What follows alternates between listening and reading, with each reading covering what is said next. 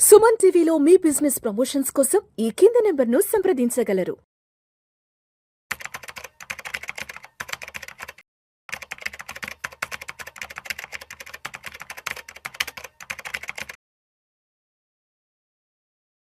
నమస్తే, welcome to Vishnu talks. నేను విష్ణు. ప్రస్తుతం పాటు certified financial planner doctor Botsa Anil Kumar గారు ఉన్నారు. సార్తో మాట్లాడదాం.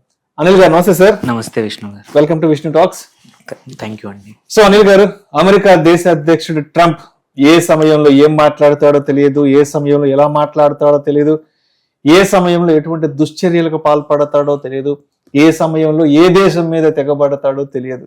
చూసాం నిన్ననే వెనజులా దేశంపై ఒక్కసారిగా ట్రంప్ కు సంబంధించిన టీం అంతా కూడా ఒక్కసారిగా అక్కడ మొత్తం తెగబడ్డారు. ఆ దేశ అధ్యక్షుణ్ణి, అతని యొక్క కుటుంబాన్ని, మధుర కుటుంబాన్ని బంధించి అమెరికా యుద్ధ నౌకలో తీసుకెళ్లారు. ఆ దేశ అధ్యక్షుడు మధురను బెల్టులతో బంధించి కళ్ళకు గంతలు కట్టేసి తీసుకెళ్లిపోయిన ఘటన నిజంగా యావత్ ప్రపంచం మొత్తం నివ్వెరపోయేలా చేసింది.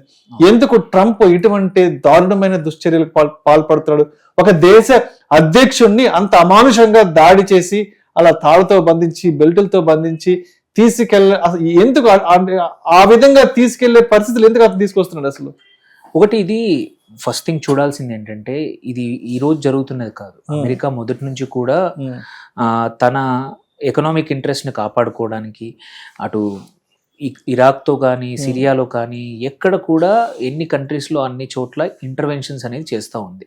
కాకపోతే ఏంటంటే ఇంత బ్రేజన్గా, అంటే ఇంత ధైర్యంగా, ఇంత ఓపెన్గా మాత్రం ఇది మొదటిసారి. ప్రతిసారి ఏదో కారణం చూపించేవాళ్ళు, అక్కడ అణ్వాయుధాలు ఉన్నాయనో, లేకపోతే బయో వెపన్స్ ఉన్నాయనో, లేకపోతే ఇంకేదో ఉన్నాయనో భయపెట్టేసి ఆ దేశాల యొక్క రిసోర్సెస్ని ఆక్యుపై చేయడం అనేది మొదటి నుంచి అమెరికాకు నడుస్తూ ఉంది. ఈసారి ఏంటంటే ఈయన ఒక డ్రగ్స్ కార్టెల్ నడుపుతున్నాడు, అమెరికాకి డ్రగ్స్ పంపుతున్నాడు, దానివల్ల అమెరికాలో ఇబ్బందులు అవుతా ఉన్నాయి అనే కారణము ఆల్రెడీ ఒక 1 year నుంచి. అంటే వీళ్ళు ఏంటంటే ఎవరినైనా ఏదైనా కంట్రీని అటాక్ చేయాలంటే ఒక 1.5 year నుంచే నేరేటివ్ సెట్ చేస్తారు. అంటే వీడు చెడ్డవాడు, వీడి పిచ్చివాడు, వీడి పని చేస్తా ఉన్నాడు, మా దగ్గర డ్రగ్స్. సో అది చేస్తా ఉన్నారు. సో అటు అమెరికన్ ప్రజల్ని కానీ మీడియాలో నేరేటివ్ని కూడా మధురు అనేవాడు అమెరికాలో డ్రగ్స్ ప్రమోట్ చేస్తున్నాడు, వాడి ఓన్ ఒక గ్రూప్ ఉంది, ఆ గ్రూప్ ఓన్లీ డ్రగ్స్ అక్కడ పంపిస్తా ఉంది, అమెరికాలో దానివల్ల స్ప్రెడ్ అవుతుంది అనేది క్రియేట్ చేశారు. చెడ్డవాడు అని చూపించడానికి కావాల్సిన సరంజామా అంతా రెడీ చేసి పెడతారు. 1.5 year నుంచి నడుస్తా ఉంది. దాంతో పాటు ఏంటంటే ఆల్రెడీ ఎకనామిక్ శాంక్షన్స్ అలాగే చేశారు. మీరు చూస్తే వెనిజువేలాకి వాళ్ళు ఒక్కరోజు కాదు, నియర్లీ 1.5-2 years నుంచి వాళ్ళు ఎటువంటి ఎక్స్పోర్ట్స్ చేయకుండా చేసినా కానీ US dollar వాళ్ళు వాడలేదు.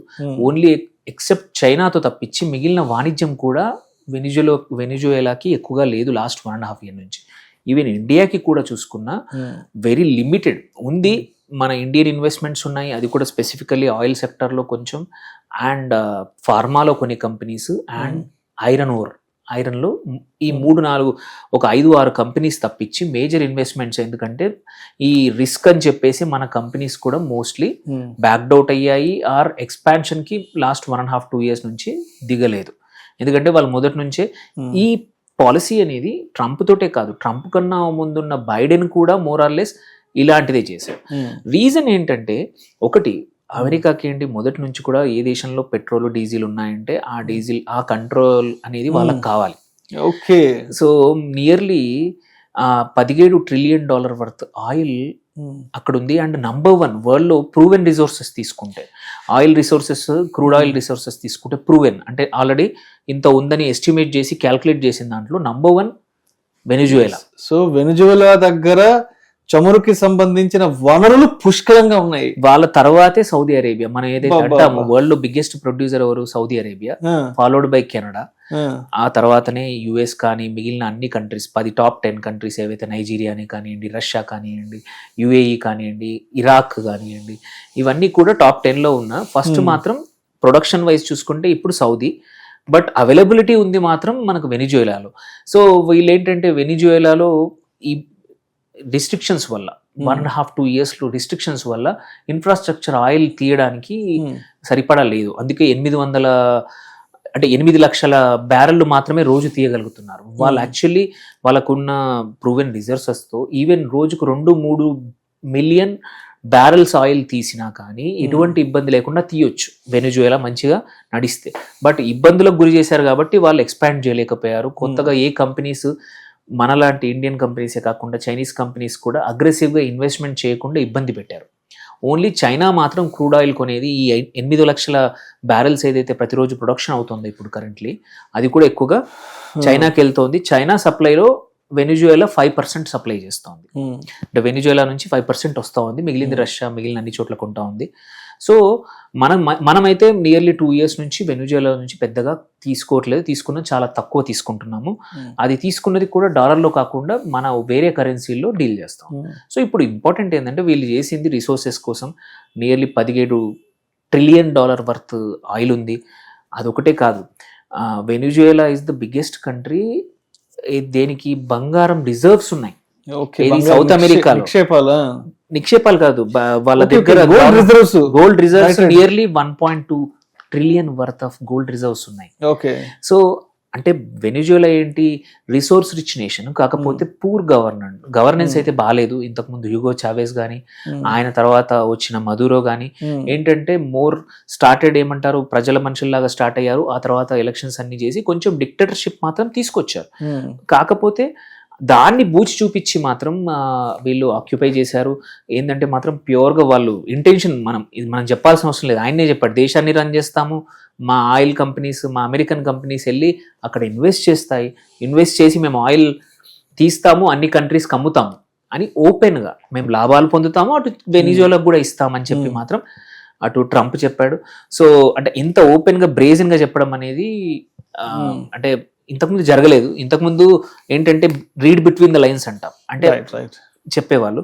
సో దీని ఎఫెక్ట్ ఏంటో తెలుసుకుందాం ఫస్ట్. సో ఇది ఇప్పుడు భారతదేశానికి వెనిజువేలాకి సంబంధించి ఎగుమతులు దిగుమతుల పరంగా ఎటువంటి ట్రేడ్ నడుస్తుంది, అండ్ మనకి వాళ్ళకి ఎటువంటి డిపెండెన్సీ ఉంది, అండ్ ఇప్పుడు దీనికి సంబంధించినటువంటి వ్యవహారం వల్ల ఇంపాక్ట్ ఏదైనా మన మార్కెట్స్ ని ఇబ్బంది పెట్టే అవకాశం ఏదైనా ఉందా? ఫస్ట్ దీనికి సంబంధించి ఎటువంటి ఇంపాక్ట్, తర్వాత ఇండియన్ కంపెనీస్ గురించి మాట్లాడదాం. ఒకటి, షార్ట్ టర్మ్ లో కంపల్సరీ ట్రేడ్ అనేది, ఎస్పెషల్లీ క్రూడ్ ఆయిల్ ట్రేడ్ అనేది మారబోతా ఉంది, పరిస్థితులు మారబోతా ఉన్నాయి. ఎందుకంటే ఇంపాక్ట్ ప్రొడక్షన్ అనేది కొన్ని రోజులు ఆగచ్చు. బట్ యుఎస్ చెప్పడం ప్రకారం ఏంటంటే వాళ్ళు అడిషనల్ ఇన్వెస్ట్ చేసి ఇంకా ఆయిల్ అనేది పెంచుతాము. అండ్ అదొకటే కాకుండా అక్కడ గ్యాస్ కూడా, న్యాచురల్ గ్యాస్ కూడా హ్యూజ్ నిక్షేపాలు ఉన్నాయి. బట్ కాకపోతే ఏంటంటే ఇన్వెస్ట్మెంట్స్ లేకపోయేసరికి లాస్ట్ 3-4 years నుంచి ఎటువంటి ప్రొడక్షన్ స్టార్ట్ అవ్వలేదు. నియర్లీ ఖతార్ తర్వాత సెకండ్ హైయెస్ట్ వెనిజువేలాలో ఉండే అవకాశాలు ఉన్నాయని చెప్పి డేటా ఉంది. సో దాన్ని ఓన్లీ ఇన్వెస్ట్మెంట్ స్టార్ట్ చేసి అటు న్యాచురల్ గ్యాస్ కూడా తీస్తే మాత్రం ఇంకొక హ్యూజ్ బూస్ట్ అనమాట వరల్డ్ వైడ్. సో ఇండియాకి ఎలా అవుతుంది ఇంపాక్ట్? ఆయిల్ ఎక్కువగా సప్లై అవ్వడం వల్ల 2 రకాలుగా 3 రకాలుగా మనకి ఇండియాకి ఇంపాక్ట్ అవుతుంది. ఏది వెనిజువేలా ఇట్లా స్ట్రీమ్ లైన్, మెయిన్ లైన్ రావడం వల్ల. ఒకటి, మోర్ అవైలబిలిటీ ఆఫ్ ఆయిల్, అంటే క్రూడ్ ఆయిల్ ప్రైజెస్ ఇప్పుడు ఆల్రెడీ తక్కువగా ఉన్నాయి, ఇంకొక $10-15 పర్ బ్యారెల్ తగ్గచ్చు, which is a great thing for us. Because మన ఎవ్రీ $10, ఎవ్రీ $1 మన బ్యారెల్కి తగ్గినా కానీ 1000 కోట్ల మన విదేశీ మారకం అనేది ఇండియాకి యూజ్ తగ్గుతుంది. అండ్ ఆల్సో మనం ఏమంటాము, డెఫిసిట్ అంటాం, కరెంట్ అకౌంట్ డెఫిసిట్, CAD. ఏంటంటే ఒక $15-18 కానీ బ్యారెల్కి ఇవ్వాల ప్రైస్ కన్నా తగ్గితే మన CAD 0 అవుతుంది. CAD 0 అయిందంటే మనకి డాలర్, US మారకం, అటు మళ్ళీ మిగిలిన వాణిజ్యం అన్ని కూడా బాగా జరిగితే గవర్నమెంట్కి, మన ఇండియన్ ఎకానమీకి హ్యూజ్ బూస్ట్. ఆయిల్ ఎంత తక్కువ ప్రైస్లో ఉంటే మనకు అంత మంచిది. సో వీళ్ళు ప్రొడక్షన్ పెంచడం వల్ల, వీళ్ళు స్ట్రీమ్ అక్కడ కొంచెం స్టెబిలిటీ తేవడం వల్ల next 6 months to 1 year long term మాత్రం మన వైపు మనకు మంచిదే. అది ఒకటి. కాకపోతే సెకండ్ థింగ్ ఇష్యూ ఏంటంటే మన ఇన్వెస్ట్మెంట్స్ ఉన్నాయి. మన ఎగ్జాంపుల్ మన కంపెనీస్ చూసుకుంటే ONGC విదేశ్, OVNL అంటాం, వాళ్ళవి నియర్లీ 2-3 పెద్ద హెవీ ఆయిల్ ప్రాజెక్ట్స్లో ఆల్రెడీ ఇన్వెస్ట్ చేస్తున్నారు. దగ్గర 1 billion, అంటే 8,000 కోట్లు 9,000 కోట్లు ఆల్రెడీ చేస్తున్నారు అన్నమాట. సో ఈ US ఏమైనా ఇబ్బందులు పెట్టకుండా మన పనిని మనం చేసుకొని ఇస్తే మాత్రం మంచిది. అదొకటి.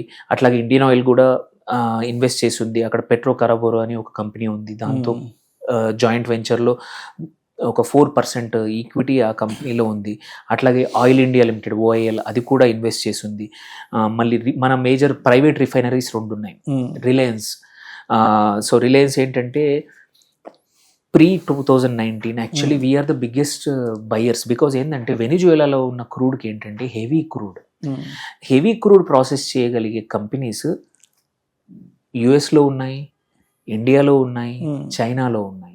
ఈ 3 మేజర్ కంట్రీ. ఈవెన్ వెనిజువేలాలో కూడా వాళ్ళ ఆయిల్ ప్రాసెస్ చేయడానికి, ఇట్లాంటి హెవీ ప్రాసెస్ చేయడానికి హెవీ ఆయిల్ కష్టం అన్నమాట. ఎందుకంటే అమెరికాలో, కెనడాలో కూడా హెవీ ఆయిల్ ఉంది కాబట్టి అమెరికాలో రిఫైనరీస్ ఉన్నాయి. దానికన్నా పెద్ద రిఫైనరీ మాత్రం మన రిలయన్స్ రిఫైనరీయే. మనం హెవీ ఆయిల్ కూడా ప్రాసెస్ చేసి మళ్ళీ దాని పెట్రో ఉత్పత్తుల్ని, మళ్ళీ డీజిల్ని, ఇవన్నిటిని యూరోప్కి ఆల్రెడీ మనం ఎగుమతి చేస్తూ ఉన్నాము. సో ఇప్పుడు రిలయన్స్ ఇండస్ట్రీస్కి ఆల్రెడీ కొంచెం ఇన్వెస్ట్మెంట్ ఉంది. సో అదొక కంపెనీ. అట్లాగే నయారా ఎనర్జీ కూడా కొంచెం ఇంపోర్ట్ చేసుకుంటోంది. అండ్ అవి కాకుండా 2 జిందాల్ ఒకటి, అండ్ కొన్ని ఫార్మా కంపెనీస్, డాక్టర్ రెడ్డీస్, ఈ 2-3 కూడా వాళ్ళ యొక్క గ్లెన్మార్క్ ఒకటి, ఇవన్నీ కూడా వాళ్ళ ఓన్ సబ్సిడరీస్ వెనిజువేలాలో ఉన్నాయి. సో వీటికి మాత్రమే, అంటే ఒక 10 కంపెనీస్ కన్నా ఎక్కువగా లేవు. ఇది మేజర్ ఇన్వెస్ట్మెంట్, చిన్న. సో ఎందుకంటే రీజన్ వెరీ సింపుల్. ఒక 4-5 సంవత్సరాల నుంచి అనిశ్చితి ఉండడం వల్ల, మళ్ళీ వెనిజువేలా మీద శాంక్షన్స్ పెట్టడం వల్ల మన ఇండియన్ కంపెనీస్ అనేది ఎక్కువగా వెళ్ళలేదు. అది ఒక రకంగా మంచిది ఈ టైంలో. కాకపోతే అమెరికాతో ఇప్పుడు మన ట్రేడ్ డీల్ అయ్యి మనకి ఎటువంటి, మన కంపెనీస్కి ఇబ్బంది పెట్టకపోతే మాత్రం it's a huge opportunity oil and gas సెక్టార్లో మన ఇండియన్ కంపెనీస్కి అమెరికన్ కంపెనీస్తో పాటు పనిచేయడానికి. మనం కూడా కొత్తగా అక్కడ నుంచి ఇంపోర్ట్ చేసుకొని మన రిఫైనరీస్కి తెచ్చుకోవడం వల్ల తక్కువ ప్రైస్లో మనకి క్రూడ్ ఆయిల్ దొరకచ్చు. సో ఆన్ ద హోల్ ఇబ్బందుల కన్నా నా వైపు నుంచి చూస్తే మాత్రం, నా అనాలిసిస్ మాత్రం పక్క, ఈ వెనిజువేలాని అమెరికా కంట్రోల్ చేసి అక్కడ ఆయిల్ ప్రొడక్షన్ ఇంక్రీజ్ చేస్తే మాత్రం మనకి మంచిది. ఎందుకంటే వరల్డ్ వైడ్ ఆయిల్ సప్లై పెరుగుతుంది, క్రూడ్ ఆయిల్ ప్రైసెస్ తగ్గుతాయి. తగ్గడం వల్ల మన కరెంట్ అకౌంట్ డెఫిసిట్ తగ్గుతుంది. ఆన్ ద హోల్ మన కంపెనీస్కి తక్కువ ప్రైస్లో ఫ్యూయల్ దొరుకుతుంది. మన ఆయిల్ కంపెనీస్, ప్రాసెసింగ్ కంపెనీస్కి కూడా మార్జిన్స్ పెరుగుతాయి. సో దేర్ బై ఒక రకంగా బ్లెస్సింగ్ ఇన్ డిస్గైజ్ అని అయితే నేనైతే అంటాను. ఎందుకంటే మన డైరెక్ట్ ఇన్వెస్ట్మెంట్ తక్కువ ఉన్నాయి. సో ఇన్వెస్టర్స్ భయపడాల్సిన అవసరం. అంటే ఇప్పుడు మార్కెట్ పరంగా ఇంపాక్ట్ అయితే మనకేం లేదంటారు, పెద్దగా ఉండదు. ఎందుకంటే మనం నాట్ కపుల్డ్, మన ఎకానమీ వాళ్ళ ఎకానమీతో పెద్దగా ఇంటరాక్షన్ లేదు. సో అందువల్ల ఇప్పుడు సపోజ్ ఇరాన్ మీద ఏదైనా ఇంటర్వెన్షన్ జరిగితే కొంచెం ఇబ్బందులు రావచ్చు. ఎందుకంటే ఇరాన్లో మన ఫుడ్ కానీ, అది కూడా నెక్స్ట్ లైన్లో అదే నడుస్తూ ఉంది. ఇరాన్లో కూడా అమెరికా ఇంటర్వ్యూని అవ్వచ్చు అని చెప్పి, అక్కడ ఏంటంటే మన ఆయిల్ అండ్ గ్యాస్లో కానీ, పోర్ట్స్లో కానీ, ఫార్మాలో కానీ, ఫుడ్ కానీ మన ఎకానమీ సంబంధాలని ఎక్కువగా ఉన్నాయి. అక్కడ ఏమైనా జరిగితే మాత్రం మన కంపెనీస్ ఇన్వెస్ట్మెంట్స్, కంపెనీస్ యొక్క రావాల్సిన డబ్బులు కానీ, మన ఉన్న యాసెట్స్ కానీ కొన్ని రోజుల బిజినెస్ అనేది ఇంపాక్ట్ అవ్వచ్చు. వెనిజువేలాతో థ్యాంక్ఫుల్లీ మనకు అంత ఎక్కువగా ఇంటరాక్షన్, ఎక్స్చేంజ్ లేదు కాబట్టి ఉన్న కొన్ని కంపెనీస్ కూడా మోస్ట్ ప్రాబబ్లీ గవర్నమెంట్ అనేది యుఎస్తో డీల్ చేసి వాటి ఇన్వెస్ట్మెంట్ ప్రొటెక్ట్ చేయడానికి చేస్తుంది తప్ప, సో అంత పెద్దగా భయపడాల్సిన అవసరం లేదు. మార్కెట్లో ఆల్రెడీ మార్కెట్స్ ఇవాళ పాజిటివ్గా కూడా ఉన్నాయి, అంత నెగిటివ్గా రియాక్ట్ అవ్వలేదు. లాంగ్ టర్మ్కి యాక్చువల్లీ ఇది బెనిఫిషియల్ మన ఎకానమీకి. Right sir. Thank you so much Anil garu. Thank you.